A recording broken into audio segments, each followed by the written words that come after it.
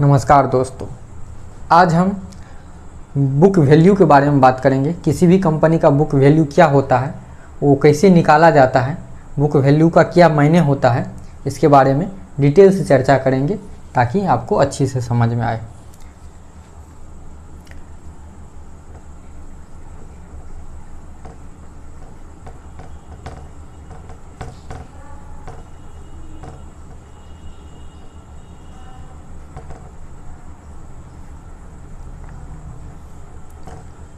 Book value कोई भी चीज़ को आप समझने के लिए अगर एक कहानी से समझेंगे तो आपको अच्छी से समझ में आएगी। तो हम एक कहानी से इसको समझते हैं। मोहन नाम का एक आदमी है, मान लेते हैं। इनको कंपनी स्टार्टअप करनी है, इनको एक कंपनी खोलना है। तो कंपनी खोलेगी तो उसके पास तो कुछ ना कुछ रुपया तो होगा, रुपया तो लेके आएगी ना, खाली हाथ लेके तो नहीं कंपनी कोई खोला जाएगा। तो इन्होंने 1 करोड़ रुपया लेके आया और इनको टेक्नोलॉजी के क्षेत्र में कंपनी खोलनी है। टेक्नोलॉजी के लिए एक कंपनी स्टार्टअप करनी है। तो जब मोहन कंपनी खोलेगी तो उसके लिए पहले से एक बिजनेस प्लान बनाएगी ना, हमको क्या चाहिए। पहले तो एक ऑफिस बनाने के लिए एक रूम कमरा चाहिए।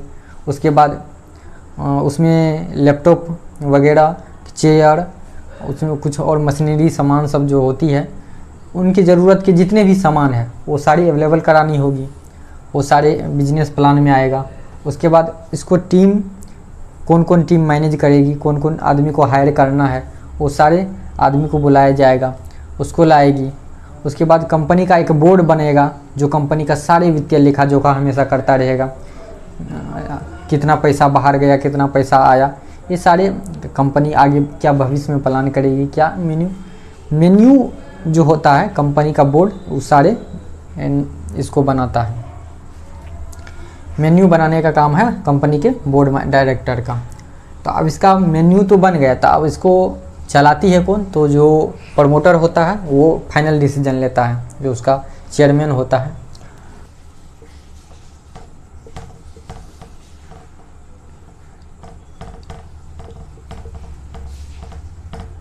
जब बिजनेस प्लान बनाया गया तो बिजनेस प्लान में क्या चाहिए?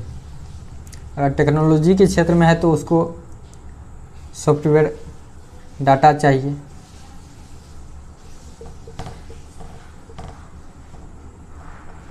उसके बाद लैपटॉप, चेयर,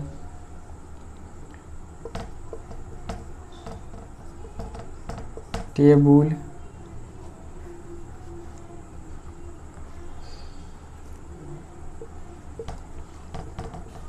वर्कर्स,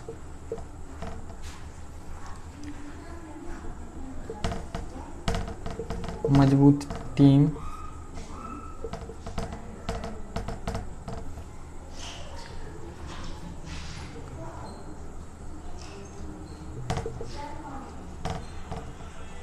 हाउस,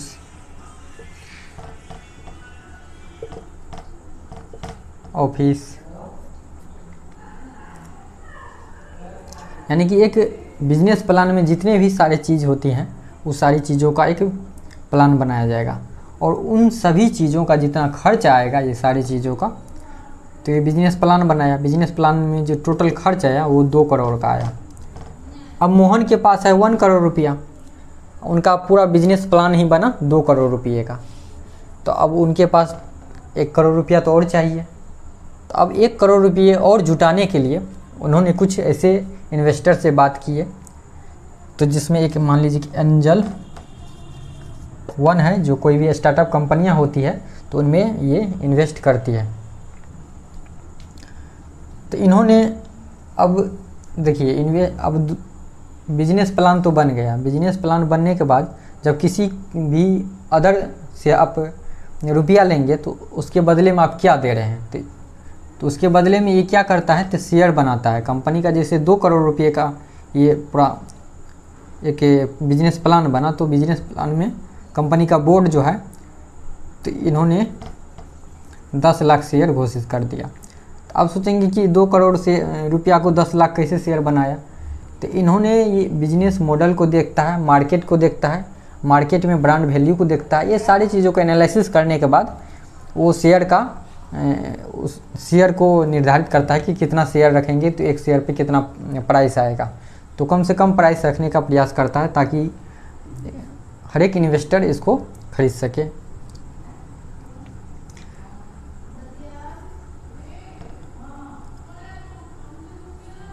तो 10 लाख शेयर में इसको डिवाइड कर दिया। 2 करोड़ रुपया को 10 लाख शेयर में डिवाइड कर दिया। तो अब एंजल 1 मोहन के पास 1 करोड़ थी, मोहन के पास 5 लाख शेयर,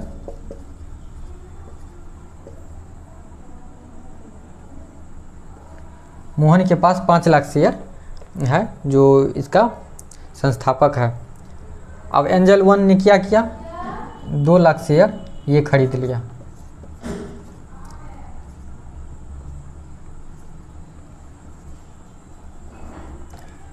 दो लाख शेयर ये खरीद लिया। अब कुछ ऐसे इन्वेस्टर थे,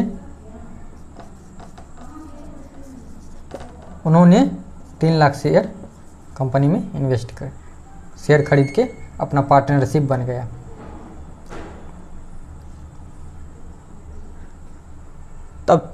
अब जो कंपनी का मालिक होगा वो 3 होगा, एक मोहन, एक एंजल 1, एक इन्वेस्टर। ये तीनों कंपनी के शेयर धारक हुए।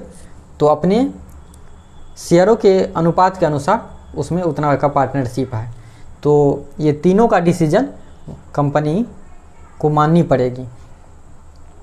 और फाइनल डिसीजन जो होगा, जो संस्थापक होता है चेयरमैन, तो वो तो उसको रन करने के लिए अपना डिसीजन लेवे करती है।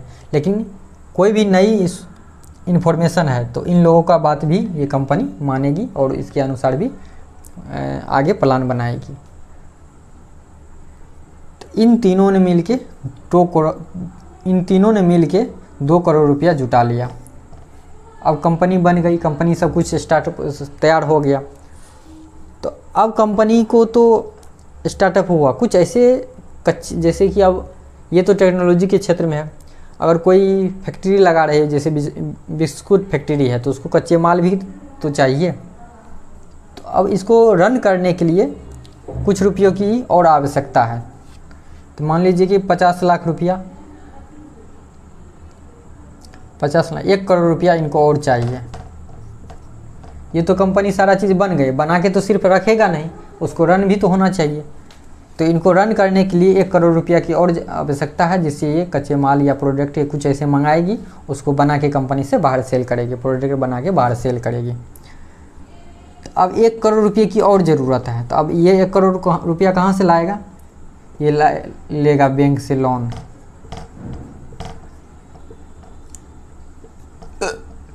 बैंक से लोन लिया, या ये शुरुआती चरण है, कंपनी स्टार्टअप की शुरुआती चरण है। तो ये शुरुआती चरण बता रहे हैं।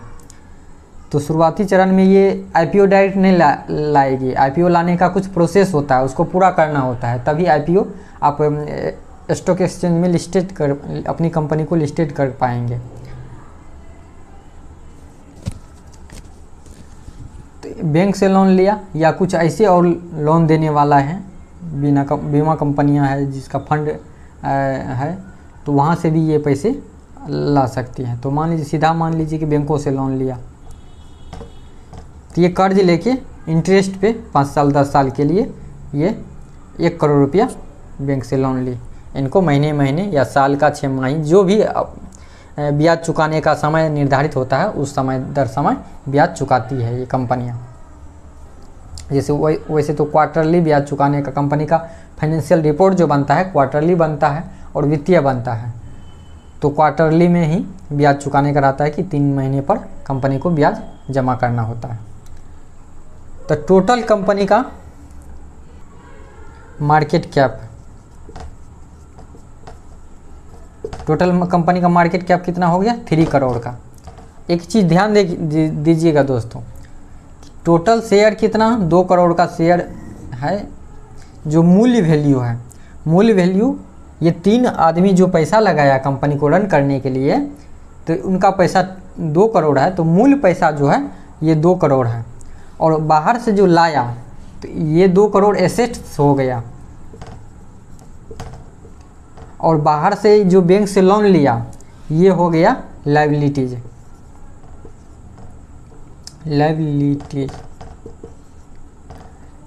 तो लायबिलिटीज 1 करोड़ रुपया हो गया, एसेट्स 2 करोड़ रुपया हुआ, टोटल मार्केट कैप हो गया 3 करोड़ का। अब 3 करोड़ का मार्केट कैप है। अब कंपनी का जो, अब हमको तो बुक वैल्यू देखना है कि बुक वैल्यू क्या होती है। तो जो मूल एसेट्स है, जैसे कि ये तीनों आदमी ने पैसा लगाया, ये 2 करोड़ रुपया, इसी 2 करोड़ रुपये को हम बुक वैल्यू कहेंगे।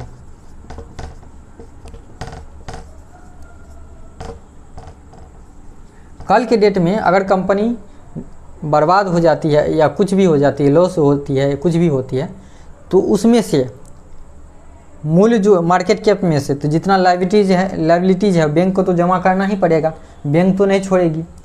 बैंक को जमा करने के बाद, लायबिलिटीज देने के बाद जो उसके पास ये 2 करोड़ है, यानी टोटल 3 करोड़ में से 1 करोड़ घटाने के बाद जो बचेगी, अगर लॉस में चली गई तो 1 करोड़ घटाने के बाद जितना बचेगी वो तो टोटल एसेट्स होगा, वही मूल्य वैल्यू होगा। तो कंपनी का वर्तमान समय में जो मूल्य वैल्यू है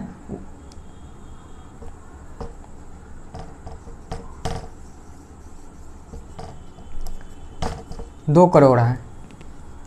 अब हमको बुक वैल्यू तो निकल गया, तो पर शेयर बुक वैल्यू भी तो निकालना है। तो अब एक शेयर का हम दाम निकालते हैं। शेयर का प्राइस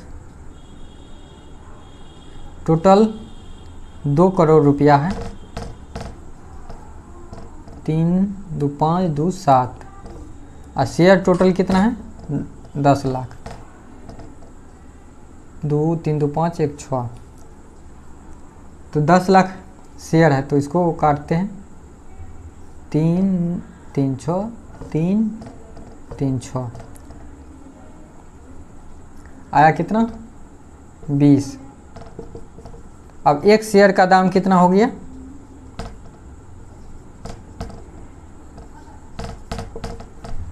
₹20 का एक शेयर का दाम पड़ा। एक शेयर का दाम 20 रुपया। तो शुरुआती पर शेयर बुक वैल्यू जो होगा वो 20 ही रुपया होगा।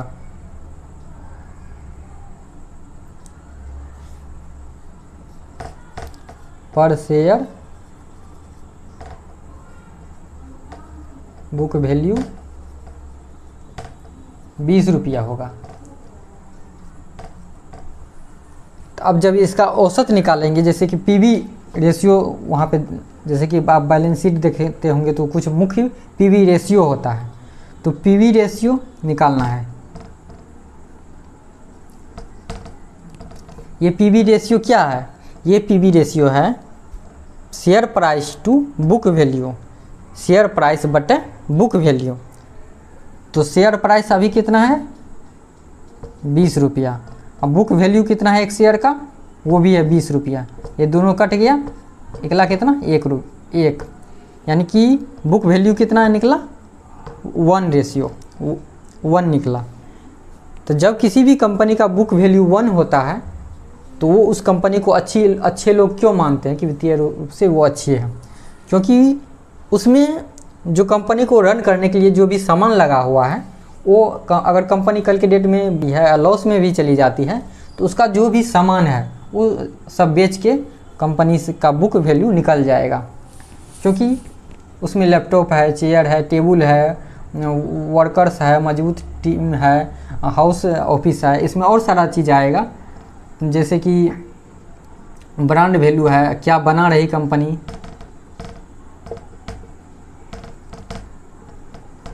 वैल्यू है, तो ये सब भी इसमें ऐड होती है। तो ये सारे चीज़ है। तो मान लीजिए इसमें से तो कुछ पैसा तो वेस्ट चला जाएगा, जैसे कि ब्रांड वैल्यू तो रहेगा। कंपनी जब लॉस में जाएगी तो ब्रांड का वैल्यू भी कम हो जाएगी, तो ऐड चलाने में, पैम्पलेट छपवाने में, तो ये सारे चीज़ जैसे कुर्सी टेबल है, लैपटॉप है, समय के साथ साथ इनका मूल्य में कमी आती है। तो जो कमी आने के बाद भी जो कुछ ना कुछ तो इसका मूल्य बचेगा, तो वो बुक वैल्यू होगी। वो जो भी इन्वेस्टर है, शेयर धारक है, तो उनको बाद में ये बुक वैल्यू के अनुसार जितना बुक वैल्यू है सारे शेयरों से डिवाइड कर दिया जाएगा, और जो शेयर प्राइस बचेगा उस शेयर के हिसाब से जिसके पास जितना शेयर है उतना रिटर्न हो जाएगी। इसलिए कहते हैं कि किसी भी कंपनी में आप इन्वेस्ट करना चाहते हैं तो उसका बुक वैल्यू ज़रूर देखिए।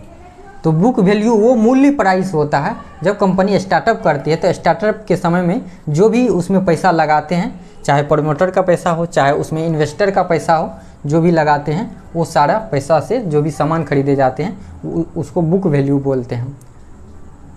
अब बुक वैल्यू समझ में गए। अब बुक वैल्यू यानी उस रेशियो क्या है, तो बुक वैल्यू रेशियो एक शेयर का प्राइस है, एक बुक वैल्यू शेयर का प्राइस में भागा दे दीजिए, जितना निकलता है बुक वैल्यू रेशियो निकला है। तो अब एक चीज़ हमको ये समझना है, अब एक चीज़ इसको देखिए। अब कंपनी तो रन कर रही तो कंपनी का जो भी रिवेन्यू आ रही है, तो रिवेन्यू आने के बाद कर्मचारी को कच्चे माल जो भी आदमी को देना है पैसा, वो पैसा तो दे देती है। तो कच्चे माल खरीदा है तो उसके लिए भी तो कुछ पैसा चुकानी है। अब स्टाफ्स को सैलरी देना है, बिजली बिल देना है, टैक्स देना है, ये सारे चीज़ों देने के बाद जो कंपनी के पास नेट प्रॉफिट बचता है उससे कंपनी का मन होता है तो वो डिविडेंड देती है, या नहीं तो कंपनी को आगे ग्रो करने के लिए वो अपना उसमें इन्वेस्ट करती है, री इन्वेस्ट करती है। तो जब यही कंपनी पब्लिक हो जाती है, तो जब स्टॉक्स एक्सचेंज पे ये कंपनियां ट्रेड होने लगती है, तो कंपनी के वैल्यू देख के, मार्केट वैल्यू देख के, कंपनी का अगर मजबूत ब्रांड है, मार्केट में मांग अच्छी है, तो उस हिसाब से इसका ब्रांड वैल्यू बढ़ता जाएगा। अब जब ब्रांड वैल्यू बढ़ेगा तो इन्वेस्टर इसके शेयर खरीदने में दिलचस्पी लाएगी। तो इन्वेस्टर जब इसकी शेयर खरीदेंगे तो इससे ये 20 रुपये का शेयर का दाम कोई 30 रुपये में, 40 रुपये में देना भी शुरू कर देगी। धीरे धीरे बढ़ते जब इसका मार्केट कैप बढ़ेगी तो धीरे धीरे कंपनी और विस्तार करेगी। तो ये 200 से 20 रुपया से हो जाएगा कितना, मान लीजिए कि 200 रुपया हो गया। शेयर प्राइस 200 रुपया हो गया। 5 साल में एक मान लेते हैं, 5 साल में शेयर प्राइस 200 रुपया हो गया। तो अब कंपनी का बुक वैल्यू क्या होगा, तो अब कंपनी का बुक वैल्यू जो होगा, बुक वैल्यू कंपनी का शेयर प्राइस का बुक वैल्यू तो वही सेम है, वही 20 रुपया है। लेकिन अब पीवी रेशियो जो निकालेंगे, पर शेयर प्राइस का बुक वैल्यू औसत निकालेंगे, तो अब औसत निकाल जाएगा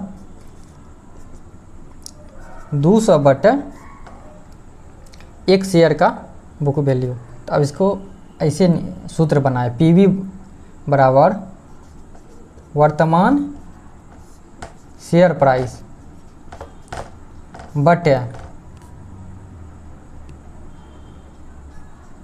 पर शेयर प्राइस बुक वैल्यू।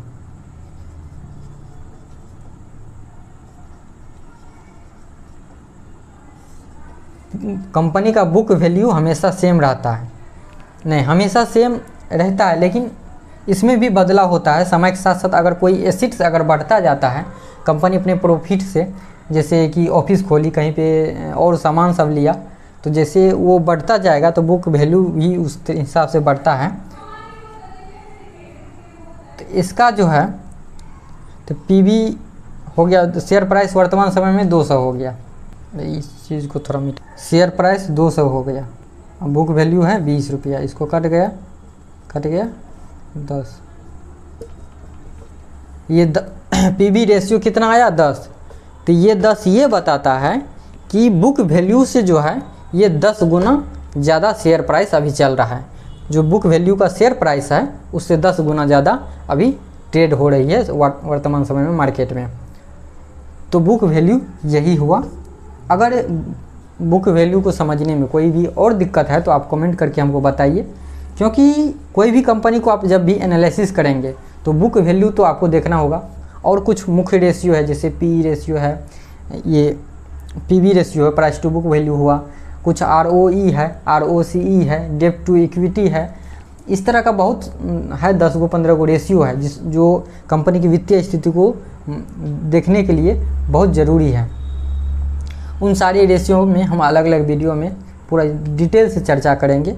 अगर इस बुक वैल्यू को समझने में आपको कुछ नहीं समझ में आया है तो आप कमेंट करके हमको बताइए कि इसमें कोई भी चीज़ अगर छूट गया होगा तो हम उसको डिटेल से बताएंगे। और अगर आपको ये समझ में आया है, आपको ये जानकारी अच्छी लगी है तो हमारे चैनल को लाइक और सब्सक्राइब कीजिए और हमें सपोर्ट कीजिए, ताकि हम इस तरह की अच्छी कंपनियों के बारे में एनालिसिस करेंगे और आगे और एक एक चीज़ को डिटेल में चर्चा करेंगे, बताएंगे। कोई भी चीज़ छूटे नहीं किसी भी कंपनियों को एनालिसिस करने में, क्योंकि पैसा जो है बहुत मेहनत से कमाया जाता है और हम उन पैसों को ऐसे अरे गरे किसी कंपनी में हम इन्वेस्ट नहीं कर सकते हैं। स्टॉक एक्सचेंज में 5000 से प्लस कंपनियां लिस्टेड हैं। सभी कंपनियां अच्छी नहीं है, बहुत कंपनियां ऐसे बस नाम की चल रही है, ऊपर नीचा चल रही है। कुछ में तो स्टॉक्स ऊपर नीचा करने के लिए कुछ आदमी उसमें बड़े बड़े फंड मैनेजर सब रहते हैं। तो ऐसी कंपनियों से हमें बचना है जहाँ पे हमको मैनिपुलेट करके उसको फंसा ना ले। ये नहीं कि शेयर प्राइस को कोई ऊपर उठा के फिर गिरा दे। इस सब कंपनियों से दूर होकर हमको अच्छी कंपनी ढूंढना है। अच्छी कंपनी ढूंढने के लिए इस सब रेशियो को हमें को गहराई से देखना ज़रूरी होगा। इसको गहराई से समझना एक इन्वेस्टर के लिए बहुत ज़रूरी है, ताकि हम वो कंपनियां ढूंढ सके जो हमको भविष्य में बहुत रिटर्न दे। तो इसलिए आप लोगों से बस यही विनती है कि हमें सपोर्ट कीजिए, आगे बढ़ाइए, ताकि हम इस तरह की जानकारी को और आप लोगों के साथ चर्चा करेंगे। धन्यवाद।